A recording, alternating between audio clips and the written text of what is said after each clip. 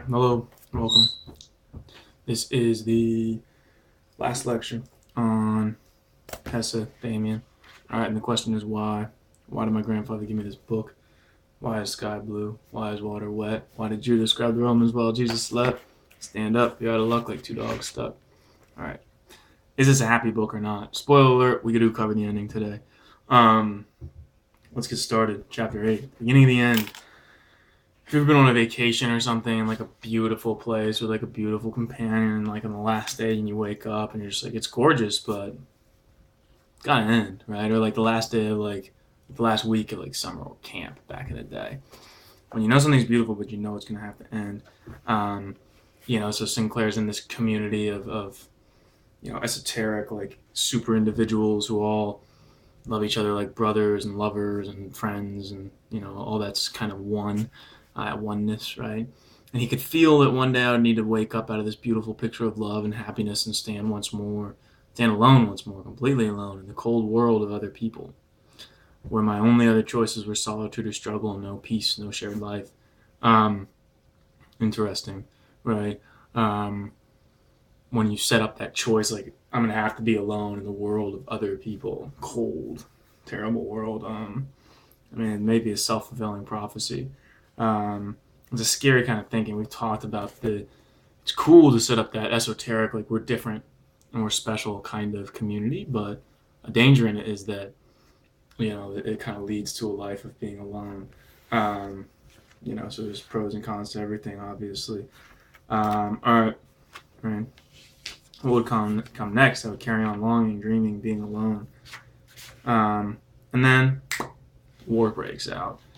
This book is written in the build-up to World War I, and then it's published during World War I under a pen name, not under Hesse's own name. And Hesse himself was a victim of war. That's something that he suffered with. It's something that he had to relocate. I think that the trauma of war and living in the times of the world wars as a German pacifist who had to be exiled from your own country does leave its mark. So war starts. It means all males are drafted. That means this little community of love and togetherness has to end. And Sinclair's drafted as kind of like a lower class person. And there's a surprise in that Demian is a lieutenant. Demian has a rank, right? Almost like Colonel Frank Fitz, U.S. Marine Corps in American Beauty. If you've seen that, there's a surprise, right? So it's surprising that he has this high rank. I don't think so. To Sinclair, to Hesse, of course, like he has a high rank in this world of like knowledge, in this world of like other people. So he's gonna have a high rank in the war. So the events of the war are rather short. Sinclair goes, gets injured in a bomb, and when he's injured, he is on the hospital bed, and he has this, and he says he sees Demian, right? Finally, like it was night, and I finally like woke up, right? And I looked around. The person next to me was Demian. Remember, again, it's night and you wake up, so this could just be a dream, or it could just be internal. But Demian looks at him, like Sinclair, right? And he's like, "Hey, little friend, do you remember Franz Cromer?" Which is kind of an odd question. Do you remember that kid that we started off with, the kid I first came to save you from, right? And he tells him like, "Listen, I'm gonna next time, like I can't come to you as obviously, but you're gonna be okay." And then he's like, "Oh, one more thing." And again, is he gay? Right? This happens in a lot of Hesse books. At the end, there's a male-to-male kiss, right? And Demian says, "I'm going to give you a kiss from my mother, so hold on." And, right? And then they kiss.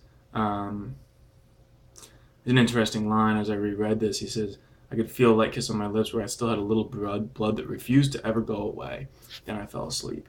So he refuses to go away. And the last paragraph is heart-wrenching, right? Bandaging hurt. Everything that happened to me since hurts. Sometimes when I find the key and climb down into myself, right? Then when I get down deep into myself far enough, I can see him. I can see myself, and everything's fine. But you get the sense that is he dead at the end of this book? If you flip back to the first chapter, or that preceding kind of intro, right? Demian, you had this like one page, like the one page little intro, and then the book starts. In this page, like I have to tell my story, I have to go really far back. Like if I could, I'd go back farther. Like don't worry, but everyone's made out of flesh. Um, I cannot claim to possessing knowledge. I was a seeker and I still am. I no longer look to the stars or seek in books. My story is not a happy one or a pleasing or harmonious one. Um, like the life of anyone who no longer wants to lie to himself. So you have this like detached narrator, this spirit like telling this story and saying, "Don't worry, it's going to be okay." And at the end of the story, it looks like this person's either dead, slipped into a coma, or they like slipped into some eternal like repetition where they're speaking. So it's kind of a troubling way to end this story. Um, I don't really see a happier way to interpret that, um, but maybe I'm missing something. Anyway, not sure when my grandfather gave me this book. I must have been really effed up as a 14-year-old. I would suggest Siddhartha is probably an easier introduction, or Narcissus and Goldman do, to Hesse. This is on the darker side. This is, I'd argue, almost as dark, if not darker, than Steppenwolf. This might be his darkest one. Anyway, thank you for sticking with us. Keep the papers coming. If you show me, a video or a paper, a good kind of cycle of this work, we'll talk about credentials. We'll exchange some knowledge and stuff. Anyway, andale pues, keep learning, keep dreaming, struggling, all that good stuff. And yeah, any concerns? Holla at your boy. All right, peace.